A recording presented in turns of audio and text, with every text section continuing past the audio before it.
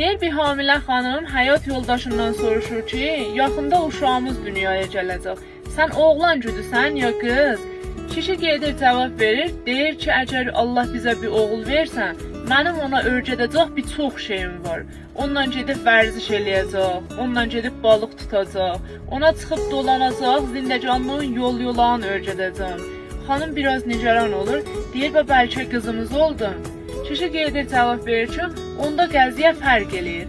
Qızımız olsa, mənim ona öyrədə biləcəyim heç zat yoxdur. O mənə hər nə mənəni öyrədəcək. Nə mənə yiyəcəyimi, nə mənə giyəcəyimi, harda nə cür rəftar eləyəcəyimi qızım mənə öyrədəcək. Xanım bir gülümsür, kişi idamə verir. Əgər öcür olsa, yaxında mənim ikinci anam dünyaya gələcək. Mən qızıma bir xas iş görmədən də, o məni hər yerdə qəhrəman elan eləyəcək. Hər vaxt bir istəyinə yox cavab versəm də, o mənə gülümsüyüb məni dərk eləyəcək.